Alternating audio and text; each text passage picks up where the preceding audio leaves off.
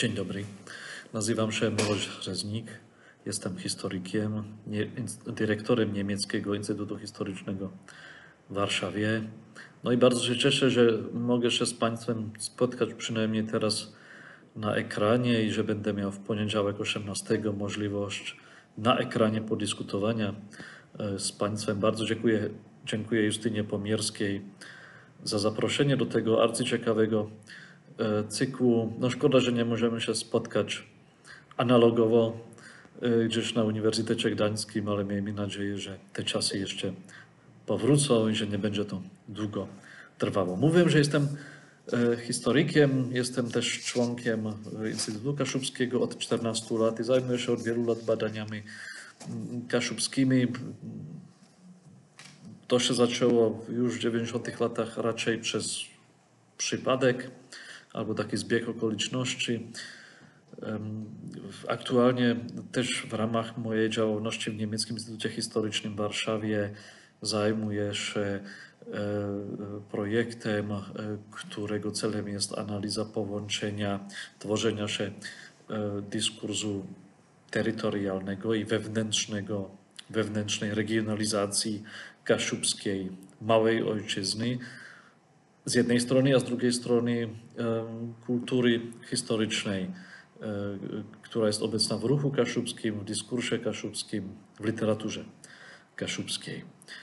Stosunkowo mało wcześniej zajmowałem się kontaktami czesko-kaszubskimi. Dopiero w ostatnich latach, też już to będzie 10 lat, dotarłem do niektórych tematów, przede wszystkim z historii wzajemnego postrzegania, historii wzajemnych inspiracji, historii stosunków, kontaktów czesko-kaszubskich i czesko-pomorskich. Chodziło mi między innymi o rolę inspiracyjną przedstawicieli ruchu czeskiego dla Floriana Cejnowy na Uniwersytecie Wrocławskim, ale też o inne sprawy i tematy. Raczej nigdy poza wyjątkami nie byłem tłumaczem. Ja na razie tłumaczyłem trochę tak pomiędzy niemieckim, czeskim, polskim, czeskim, ale to były raczej sprawy przypadkowe. W ostatnim jednak czasie trochę doszedłem do tych spraw, które są jakoś związane z tłumaczeniami czesko-kaszubskimi. No trzeba powiedzieć, że też było to trochę za sprawą przypadku. W tej chwili są 3 projekty, w których jakoś uczestniczę. Ten jeden, ja mam nadzieję, że te wyniki będą widoczne już może teraz zimą. Powinna się w Tczewie ukazać tłumaczenie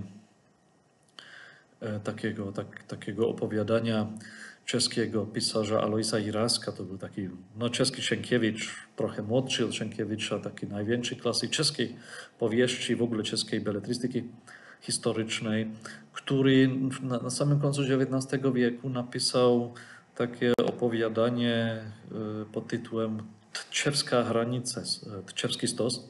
Jest to opowiadanie o husyckiej wyprawie w XV wieku do Wielkopolski na Pomorze. Ta akcja tego opowiadania ma miejsce nie na samych Kaszubach, a w Człuchowie i w samym Tczewie, gdzie spotykają się czescy husyci i czescy najemnicy, obrońcy Tczewa, walczący po stronie zakonu krzyżackiego.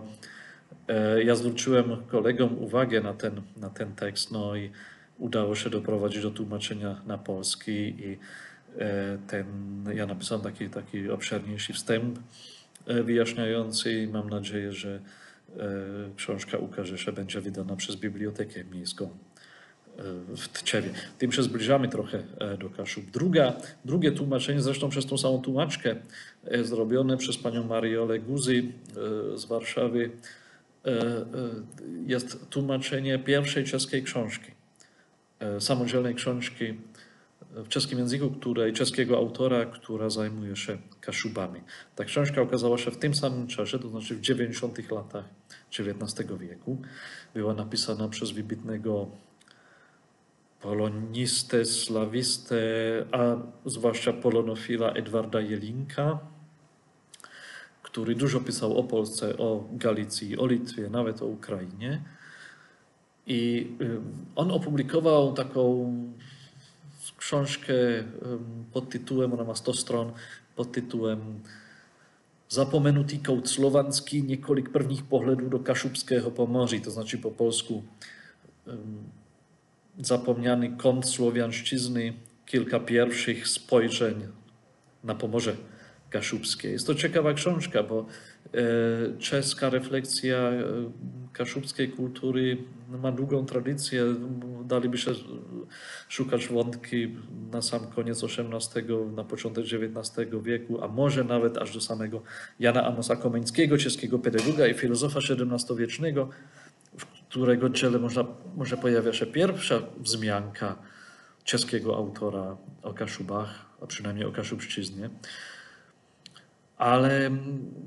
Ale ta książka Edwarda Jelinka była wyjątkowa, bo była to największa pozycja, najdłuższy tekst czeski, który się zajmował Kaszubami. Przypominam, że to było w dobie mniej więcej, kiedy ukazał się słownik języka pomorskiego, czyli kaszubskiego od Stefana Ramulta, który wywołał zaciekle dyskusję o status języka kaszubskiego.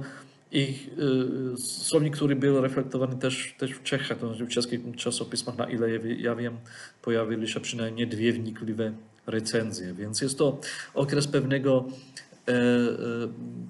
pewnej intensyfikacji czeskiego zainteresowania w ogóle tym regionem i tą ludnością. Edward Jelinek tam opisuje Kaszuby, trochę to znaczy krajobraz kaszubski, pisze o ludności, pisze trochę o języku i troszeczkę też opisuje zwyczaje ludowe, folklor kaszubski, ale osobne akapity są poświęcone miejscowościom. Jest Oliwa, jest Gdańsk, jest Hel. Tłumaczenie jest prawie gotowe, to znaczy tłumaczka już przysłała, ja to w tej chwili czytam i zaproponuję Instytutowi Kaszubskiemu, żebyśmy to dzieło w języku polskim wydali. Może w przyszłym roku. Ciekawe jest, że w tej książce jest kilka fotografii z tego okresu. I ciekawe jest, że ta książka jest bardzo trudno dostępna. Ja pamiętam, że jeszcze w 90 latach XX wieku, kiedy zacząłem się w ogóle interesować Kaszubami, to ją miałem jeszcze z Czeskiej Biblioteki Narodowej w Pradze, wypożyczoną w domu. Dzisiaj bardzo trudno do tego egzemplarza dotrzeć, bo on ma status archiwalny, jest w ciągłej konserwacji, to znaczy oczywiście badaczom jakoś on jest dostępny, ale na pewno nie jest dostępny zwykłym czytelnikom. W innych bibliotekach w Czechach szuka się go trudno, tak samo w Polsce. I ja muszę przyznać, że najłatwiej dotarłem do niego ostatnio w Bibliotece Narodowej Austriackiej w Wiedniu. I na podstawie tego egzemplarza my zrobiliśmy to tłumaczenie. Też do tego napiszę wstęp, który jeszcze wyjaśni to tło powstania pierwszej czeskiej książki o Kaszubach. Ale żebym się sam zdecydował na tłumaczenie książki kaszubskiej albo kaszubologicznej, z takim pomysłem ja się tak szczerze mówiąc nigdy nie zajmowałem, aż do okresu, kiedy przypadł taki pomysł przetłumaczenia Remusa. I o tym chciałbym dzisiaj trochę opowiadać, jak do tego doszło, czy to ma sens dla czytelnika czeskiego drukować, wydawać w XXI wieku dzieło Majkowskiego, na ile czeski czytelnik jest w stanie zrozumieć tego dzieła i potrafię i spróbuję omówić niektóre moje metody udostępnienia tego tekstu, jego treści, ale też powiedzmy ducha tego dzieła, to po pierwsze i po drugie omówić w ogóle moje podejście do tej publikacji, jak ona powinna wyglądać. Jest napisane w programie, że jest to wykład historyczny i translatologiczny, to chciałbym na samym początku zaznaczyć, że nie jestem w żadnym przypadku translatologiem, nie jestem profesjonalnym Nie jestem profesjonalnym tłumaczem, chociaż jak już mówiłem, tłumaczeniami się trochę zajmowałem. Jak do tego doszło? Musiałbym teraz zrobić kilka kroków wstecz i poruszyć się nawet 20 lat wstecz, przypomnieć sobie moje pierwsze spotkanie z Remusem. Może o tym bym zaczął, takiego wątku czysto osobistego, może nawet autobiograficznego. Później omówię właśnie te powody, tą logikę tego mojego działania. Powiem coś o tym, jak wyposażyłem ten tekst, co z nim zrobiłem, jak staram się wyjaśnić czeskiemu czytelnikowi, czeskiej publiczności jego znaczenie. No i chciałbym też coś powiedzieć na temat konkretnych przygotowań do wydań. Otóż, jak Państwo wiecie, może na sam początek jednak coś o historii tego dzieła. Tylko przypominam, bo zakładam, że te informacje są powszechnie dostępne. Państwu jest znane, że chodzi o podstawowy, kanoniczny tekst literatury kaszubskiej, dosyć obszerny tekst, który sam i obok tego jeszcze jego autor stali się już miejscami pamięci w kulturze kaszubskiej. Są punktami odnoszenia się wielu kaszubskich aktywistów, badaczy, literatów, nawet muzyków i przedstawicieli sztuki plastycznej. Jest to może najpopularniejsze, chociaż nie wiem, czy najwięcej czytane, ale w każdym razie najpopularniejsze dzieło literatury kaszubskiej. Wiele razy, zwłaszcza w ostatnich 20 latach, wiele razy wznawiane po polsku, po kaszubsku. Dzieło powstawało bardzo długo, ono powstawało w zasadzie jakieś 15 lat, ale dałoby się nawet ten okres rozciągnąć na lat 40, to znaczy od takich pierwszych wątków, które pojawiają się w działalności w dziele Aleksandra Majkowskiego, to znaczy już od samego początku jego literackiej aktywności, to znaczy od jego pierwszych publikacji, aż po publikację ostatecznego kształtu dzieła, no to jest 40 lat, bo to dzieło okazało się w roku śmierci autora 1938. Chyba najważniejsze prace, najintensywniejsze prace jednak trwali w latach 20. Remus był przetłumaczony na kilka języków. Oczywiście pierwszym, to znaczy czemu oczywiście, właśnie, że akurat tak oczywiste to nie było. Pierwszym tłumaczeniem było tłumaczenie polskie przez Lecha Bątkowskiego.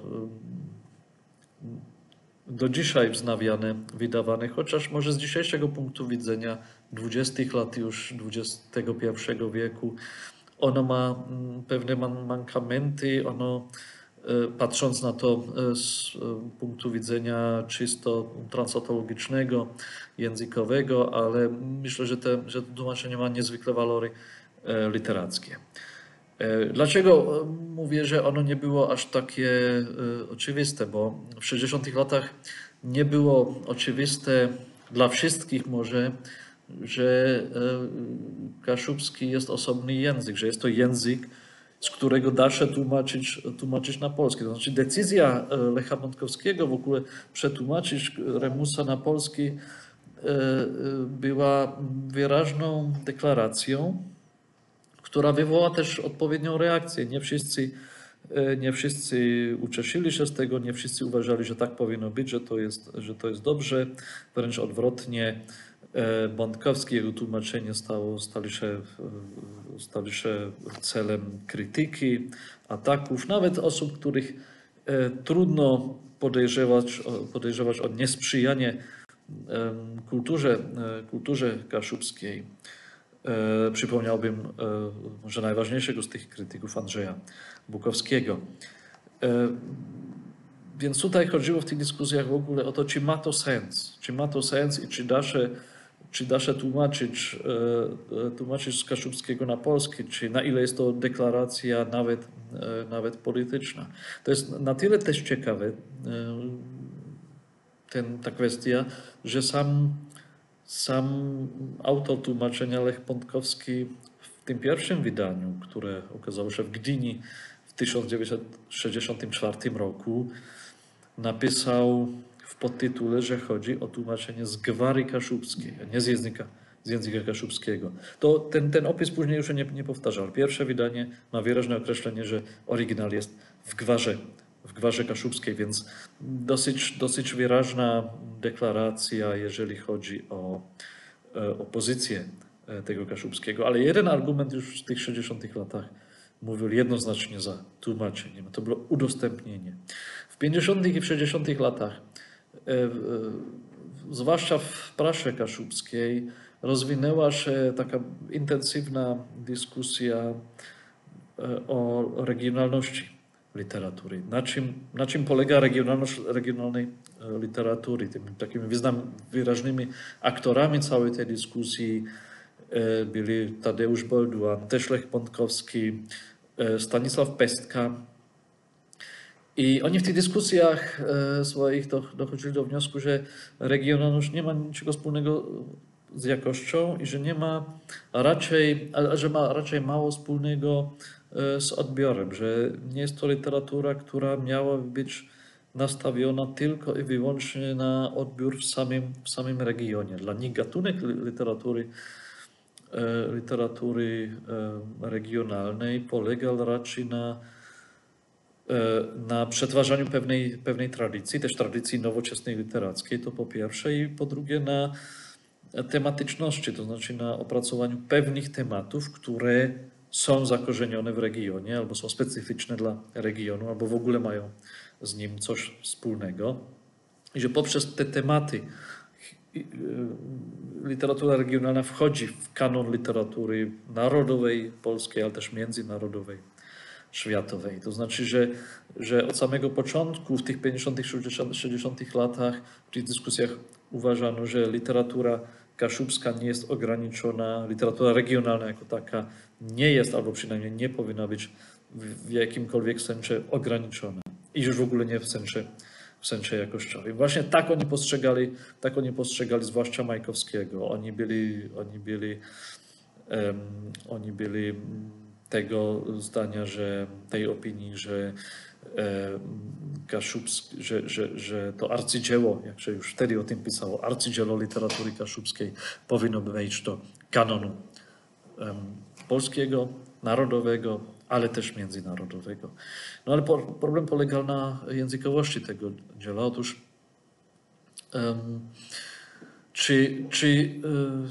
oni uważali, czy będziemy nazywali tą mowę kaszubską gwarą albo językiem, ona jest dostępna czytelnikowi polskiemu poza samym regionem kaszubskim tylko do pewnego stopnia. Jeżeli nawet ona jest zrozumiała, jeżeli polski czytelnik może ją zrozumieć, no to trzeba do tego trochę wysiłku i że nie każdy czytelnik jest otwarty na taki wysiłek. To znaczy takie podejście Lecha Pątkowskiego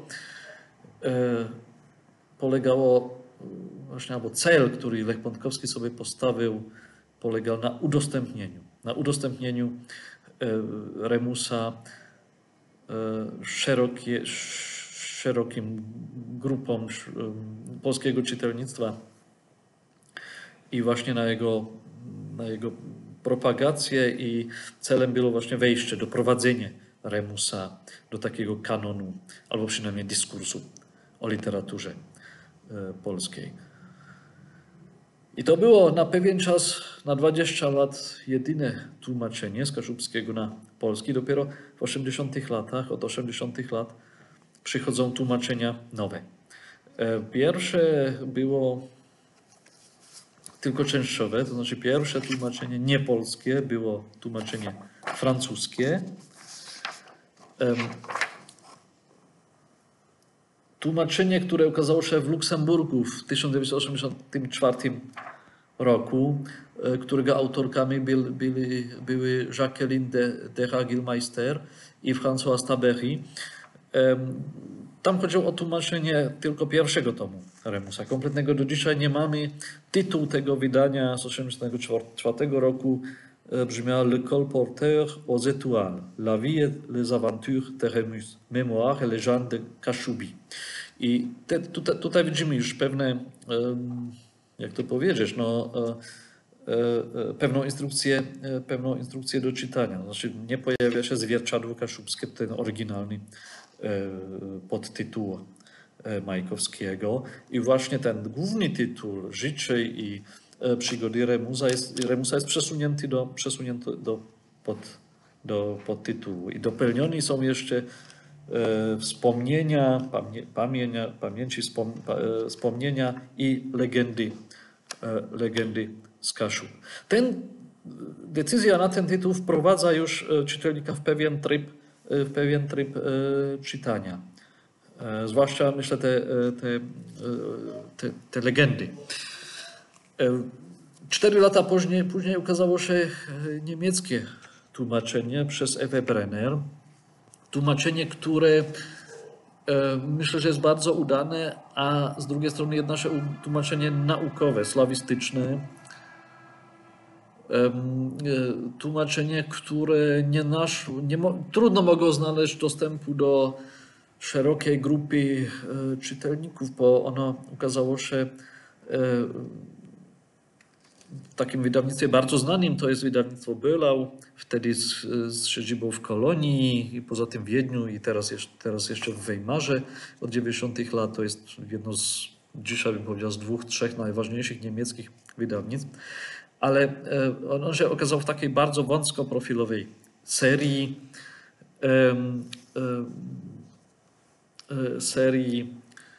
książek wydawanych przez Komisję Niemieckiej Republiki Federalnej dla wsparcia studiów slawistycznych. 2 tomy się ukazały.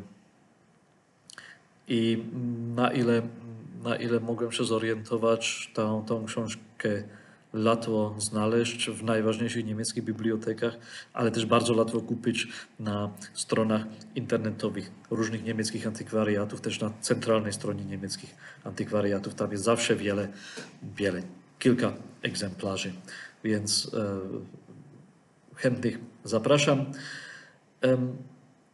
Na tym się skończyło znów na następnych 20 lat i dopiero 20 lat później ukazało się tłumaczenie angielskie Life and Adventures of Remus, tłumaczenie, które było współzainicjowane i wydane przez Instytut Kaszubski w Gdańsku, więc ta wersja angielska okazała się w Polsce i przypuszczam, że jej dystrybucja w krajach angielskojęzycznych nie będzie może na jakąś dużą skalę.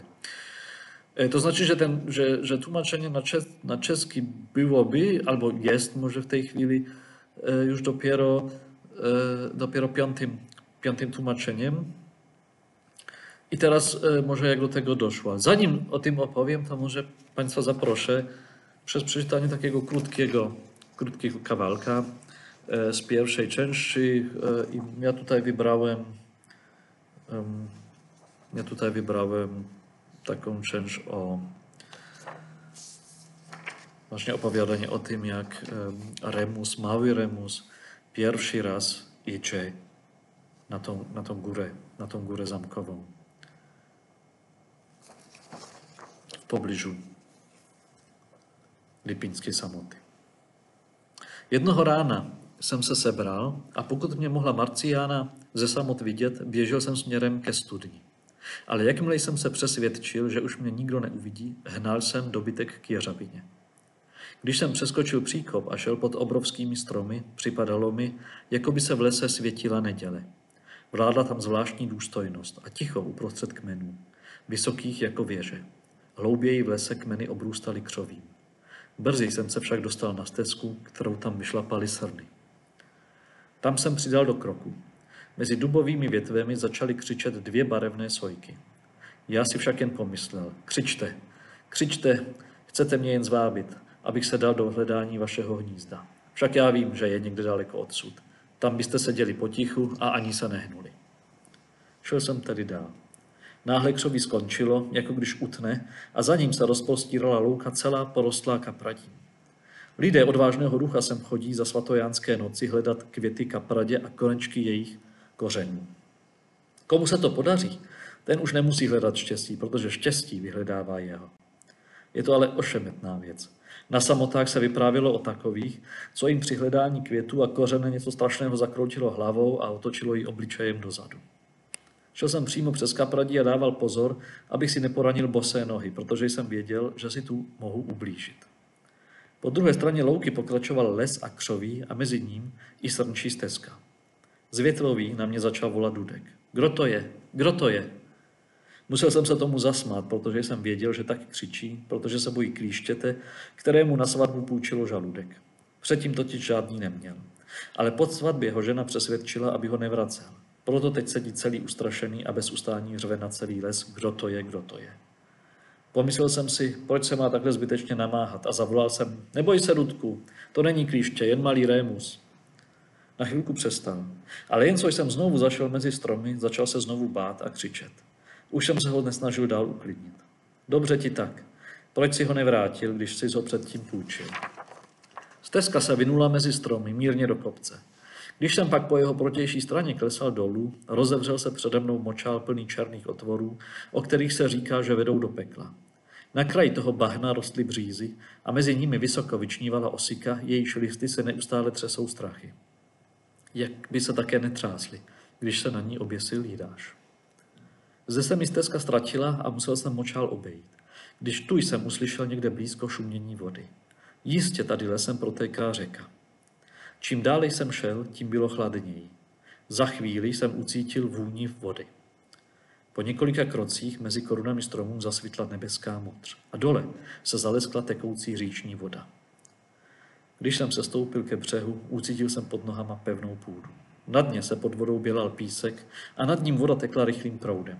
Vzdálenost mezi břehy se mi zdála tak široká, že by se do koryta řeky vešlo koňské spřežení i s vozem. Na protější straně se zvedala hora. Ptal jsem se sám sebe, už si rémusy na hradišti nebo snad ne. Tu jsem spatřil tu podivnou sosnu, o které se mi zmínil Michal. U břehu, trochu stranou, přiléhal k řece násep z tvrdé země, malý jako dobytčí hřbet. Na jeho svahu vyrůstala silná stará sosna, jako by chtěla přemostit koryto na druhý břeh. Vyrostla ale na 2 kroky nad vodu a pak se rozhodla růst vzhůru jako svíce, stejně jako jiné stromy. Ještě nikdy jsem neviděl strom takového tvaru. Část kmene, která přiléhala ke břehu, mi připomínala hřbet dvouletého hříběte. Vyskočil jsem tedy na ně jako na koně a začal klátit nohama nad vodou. Řeka se táhla z hůry dolů korytem jako vydlabaným a nad ním se tyčily habry, olše a vrby jako lidé na procesí. Když jsem se ze svého koně podíval po řece vzhůru, připadalo mi, že sedím ve velkém kostele, tak rozlehlém, že nebylo ani vidět oltář. Pomyslel jsem si, že od tohoto neviditelného oltáře se musí něco objevit. A objevilo se. To bylo také zaprošenie do tego českého tłumaczenia i teraz powrót tych 20 lat.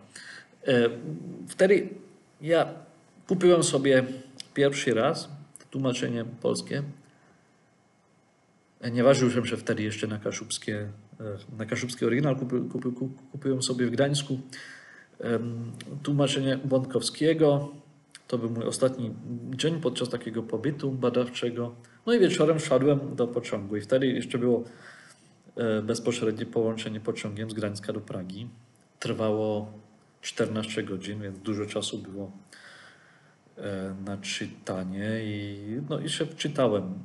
Wczytałem w to, nie przeczytałem tego całego, bo no trudno w pociągu nocą się koncentrować i może to też nie byli zupełnie przyjazne okoliczności, żeby się dobrze wczytać w tego Remusa. Więc moje takie pierwsze wrażenie było, no w końcu jest to ciekawa książka, warto ją przeczytać, skoro się zajmuję tą kulturą kaszubską, ale jakoś pod szczególnym wrażeniem nie byłem. Jakieś 7 lat później z różnych tam powodów wróciłem do tego tekstu.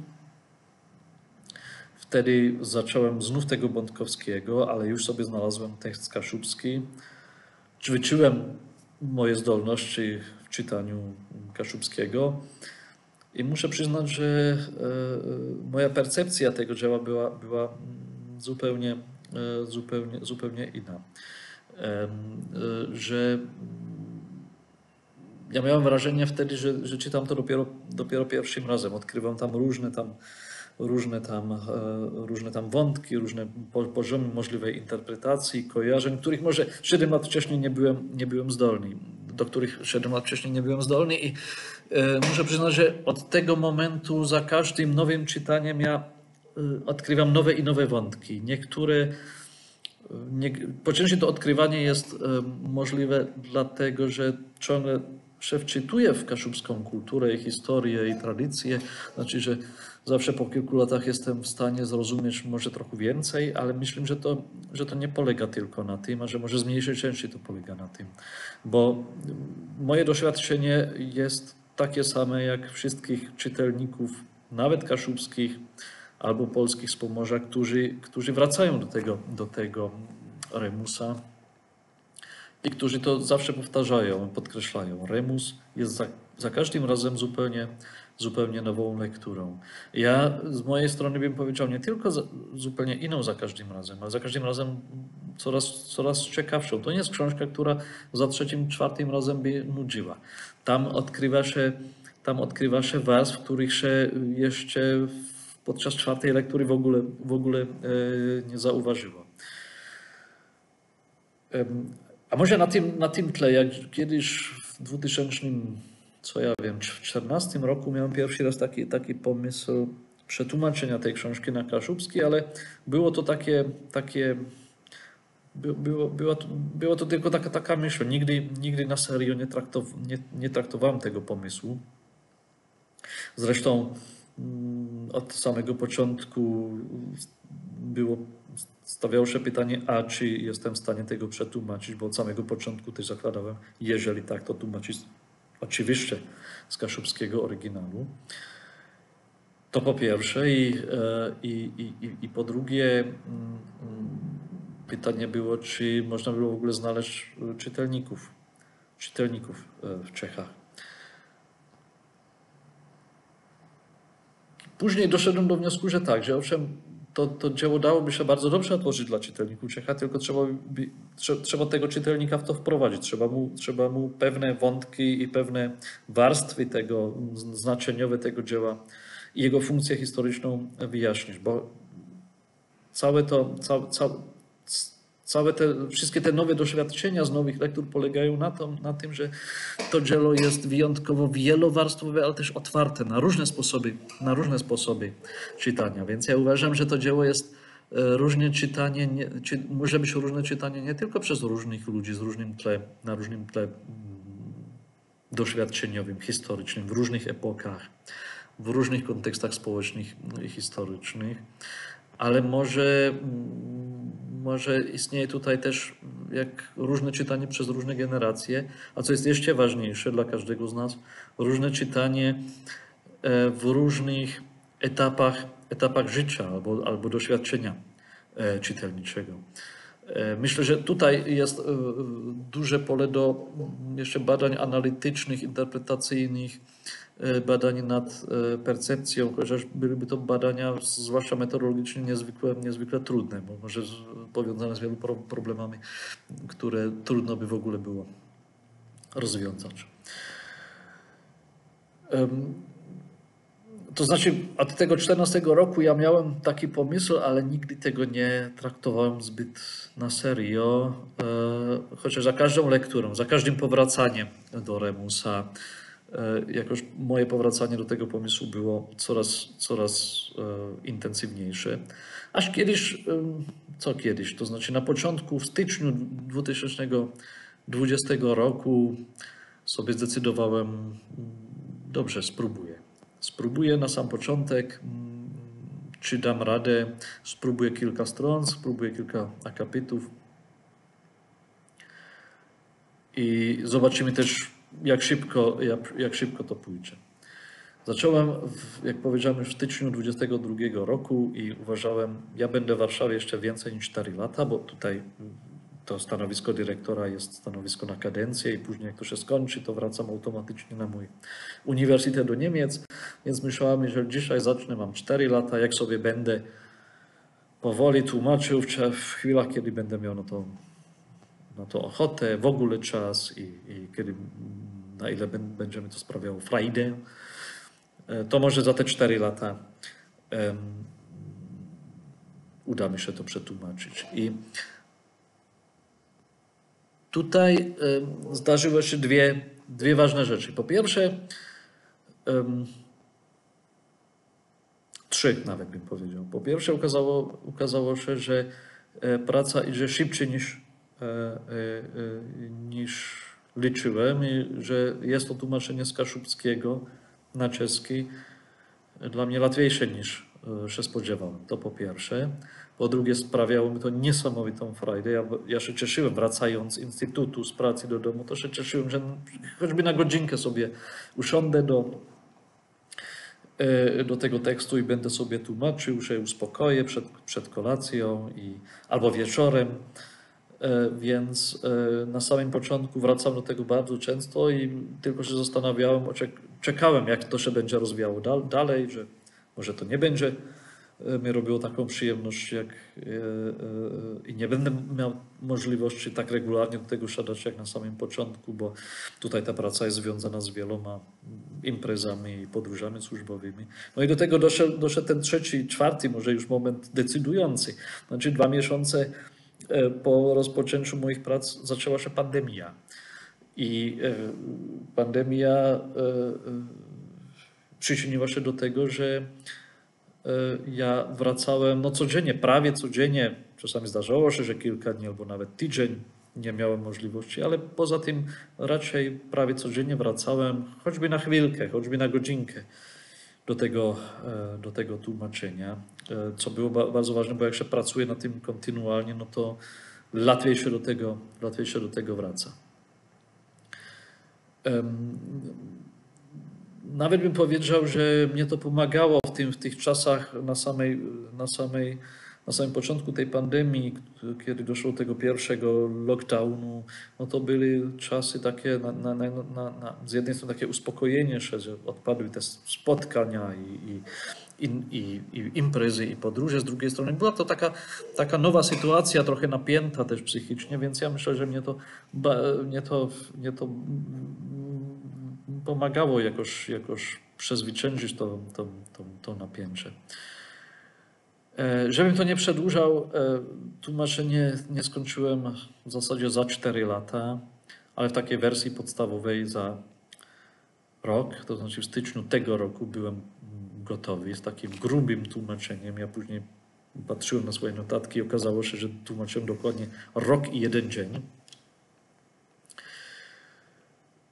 I później jeszcze do tego wracałem, naprawiałem, czytałem, trochę konsultowałem niektóre sprawy, które były mi niezupełnie jasne, o których nie wiedziałem, jak to rozwiązać. To się trochę opłaca zostawić tą sprawę kilka miesięcy leżeć i wrócić do tego później. Oczywiście różne tam korekty. Problem, jak się tłumaczy z języka, który jest jednak dosyć podobny, to w końcu sam nie wiem w tym moim czeskim, czy wszystko się zgadza, czy nie jest to jakiś polonizm syntaktyczny albo kaszubizm syntaktyczny. Właśnie dlatego trzeba było tego sobie odpocząć przynajmniej 2 miesiące. To po pierwsze. I po drugie trzeba było napisać bardzo obszerny aparat wyjaśniający. Jest to właśnie ta sprawa udostępnienia czytelnikowi czeskiemu. I po trzecie, latem napisałem do tego jeszcze taki obszerny, ma jakieś 20-25 stron, takie omówienie, nie wiem, czy będzie to wstęp, albo na zakończenie to tam włożymy, ale jest to takie obszerne omówienie tego dzieła. W ogóle dla czeskiego czytelnika trzeba wyjaśnić, na czym polega kaszubska kultura, kaszubska tradycja, ruch kaszubski, literatura kaszubska, jaki był jej rozwój powiedzmy przynajmniej od Cejnowi do dzisiejszych dni, jak rozwijała się organizacyjna struktura, w ogóle rozumienie kaszubszczyzny i kaszubskiej tożsamości, wyjaśnić oczywiście, kim był Majkowski i wyjaśnić różne te warstwy Remusa, który jest naprawdę, on jest otwarty na różne tradycje i wątki też z polskiej literatury. W nim można bardzo łatwo się doszukiwać wątków romantycznych, albo przynajmniej neoromantycznych, modernistycznych, może nawet bym powiedział trochę dekadenckich, z tego okresu przełomu XIX-XX wieku, ale też oczywiście folkloryzmu w literaturze europejskiej i tak dalej, i tak dalej. Symbolizmu można się w tym doszukiwać, ale na ten temat lepiej mogą się wypowiadać badacze literatury kaszubskiej. Ja też wyjaśniałem, jakie się tam pojawiają tradycje historyczne, to znaczy wątki świadomości albo tradycji, albo kultury historycznej Kaszubów i jakie mają znaczenie. Podstawą tego tłumaczenia, jak już powiedziałem, była kaszubska wersja. Ja jednak wychodziłem z tego wydania krytycznego w standaryzowanej kaszubszczyźnie, wydanej przez Instytut Kaszubski z tej serii Biblioteki Pisarzy Kaszubskiej. Oczywiście ciągle konsultowałem starsze wydania, zwłaszcza to pierwsze z 1938 roku i czasami zaglądałem do tego polskiego tłumaczenia Lecha Bątkowskiego, chociaż przy tej okazji okazało się, właśnie sam znajdowałem tam różne odchylenia od tego oryginalnego tekstu, co zresztą dla mnie było bardzo ciekawe. Były to dla mnie bardzo ciekawe obserwacje, ale tak jak to zawsze bywa dla mnie jako tłumacza tej książki, była to też niezwykła praca interpretacyjna. Każde tłumaczenie jest interpretacją pewnego dzieła. Ja dopiero podczas tego tłumaczenia odkrywałem wiele nowych wątków, nowych znaczeń. Może sam wpisywałem własne znaczenia, których tam akurat nie ma. Takie zawsze jest ryzyko na interpretacji, ale dla mojego doświadczenia z Remusem dało to dużo więcej niż 10 następnych lektur. Na czym polegały te problemy? Po pierwsze, u każdego tłumaczenia, nawet jeżeli tłumaczem jest historyk, trzeba się zdecydować, na ile będzie to tłumaczenie literackie, na ile będzie to tłumaczenie więcej naukowe, żebym nie powiedział filologiczne, to znaczy na ile będę ja się trzymał tego oryginału więcej dosłownie i na ile będę więcej pracował z taką, powiedzmy, licencją literacką. Ja starałem się znaleźć jakieś wyjście z tego, jakąś drogę pomiędzy tymi możliwościami, bo o co mi chodziło, jak gdyby oddać, nie tylko udostępnić literackie dzieło kaszubskie, centralne dzieło kaszubskiego kanonu literackiego, ale też oddać ducha tego dzieła. I tam są wątki, tam są miejsca, kiedy jest to oczywiście trudniejsze niż w innych miejscach. Jak oddać na przykład język tego dzieła, który miejscami jest, trzeba powiedzieć, miejscami jest bardzo taki alegoryczny, miejscami robi takie wrażenie bardzo naiwnego. Nawet jak gdyby to pisał niedoświadczony literat. Czasami Majkowski jak gdyby stara się patrzeć na ten świat oczyma dziecka i później tego bohatera, który dojrzewa tak, jak on dojrzewa. Co jest na tym dziele bardzo ciekawe, że trudno tam zauważyć na sposobie tej narracji jakiś proces dojrzewania pomiędzy na tym etapie od Remusa dziecka, chłopca małego i młodego dorosłego Remusa. Ale ten język, to jego patrzenie na świat zmienia się i ono się zmienia też na poziomie trochę tej narracji. No i to są wszystko, to są tylko przykłady. Dałoby się wrócić, co ja wiem, tam do już takich lekko symbolicznych opisów przyrody. I to są momenty, kiedy trzeba się było zastanowić, jak to oddać, jak tą atmosferę, ten klimat oddać w tym tłumaczeniu czeskim. Więc była to praca no, zwłaszcza dla historyka, bardzo trudna i ja jestem przekonany, że nie zawsze mi się udała, ale nie było innego wyjścia. Była to jedyna możliwość w następnych latach albo dziesięcioleciach doprowadzenia do tłumaczenia czeskiego. Te krótkie, tutaj te krótkie moje wypowiedzi na temat charakteru tego dzieła i jego tła historycznego i kulturowego były też dla mnie powodem do decyzji, albo do wniosku, że warto go wprowadzić w środowisko czeskie. Jest to takie typowe dzieło, u którego nigdy nie wiemy, jaka będzie jego recepcja, jak ono będzie się sprzedawało. My musimy oczywiście realistycznie zakładać, że ono się nie będzie sprzedawało bardzo dobrze. Na pewno nie będzie to jakiś bestseller w Czechach, ale z drugiej strony właśnie ten Remus należy do takiej grupy dzieł, które czasami sprawiają akurat w tym kontekście niespodziankę. Jestem jednak przekonany, że do pewnego grona czytelników ta książka powinna znaleźć drogę i znajdzie nie tylko do slawistów. Będzie to naprawdę nowość, jeżeli chodzi w ogóle o prezentację literatury kaszubskiej w Czechach, bo z niej jest znane bardzo mało, to znaczy nie jest znane prawie nic, przetłumaczyły się tylko drobne rzeczy, jednostki w 30., 50. latach. Zresztą czeska kaszubistyka prawie nie istniała. Ostatni czeski kaszubista, który zajmował się tą problematyką języka kaszubskiego od strony czysto filologicznej, a zresztą nie literackiej, Jan Petr, profesor Uniwersytetu Karola, zmarł w grudniu 1989 roku i dopiero po 2000 roku pojawili się, ale to są jednostki, nowi badacze, a raczej bym powiedział badacz, jeżeli mówimy o językoznawstwie, który intensywnie zajmuje się kaszubskim.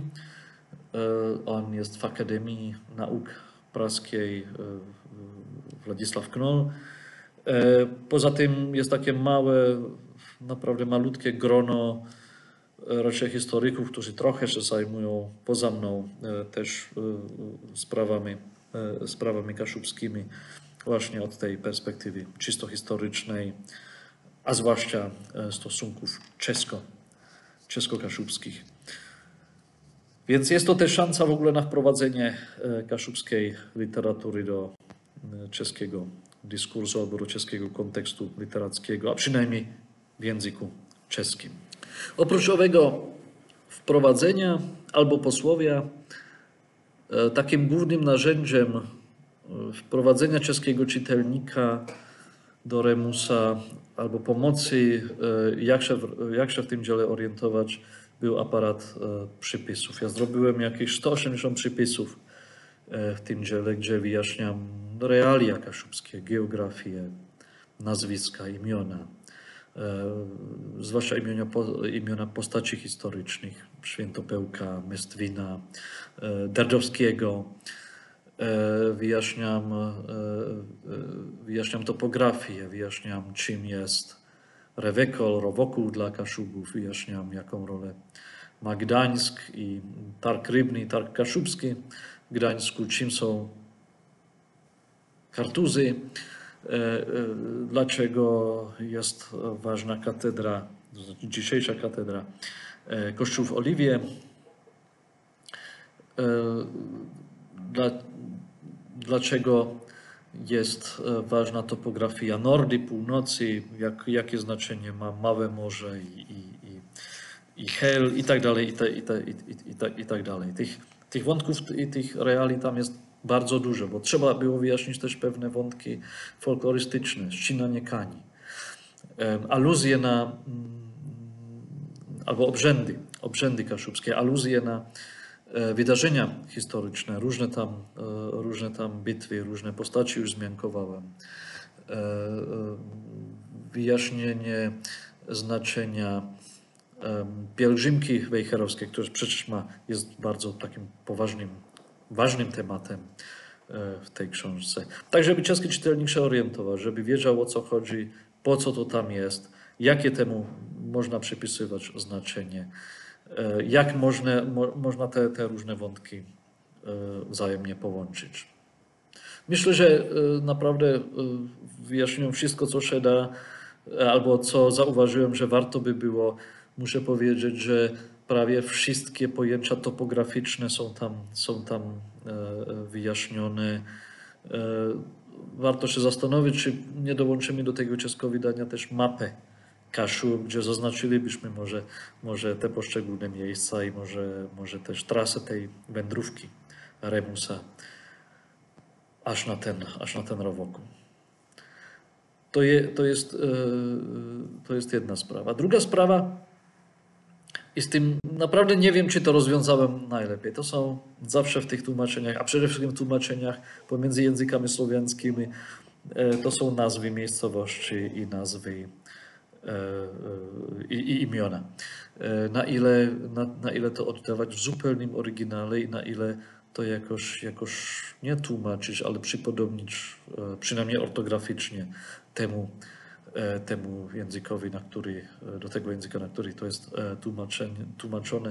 Ja jeszcze przyznaję, że tutaj raczej poszedłem w kierunku tego dostosowania, to znaczy, że może mniej to dotyczy tych imion, gdzie te zmiany były naprawdę malutkie, po prostu Marcjanna jest pisana po czesku Marcjana, chociaż też to imię jakoś nie funkcjonuje w czeskim kontekście.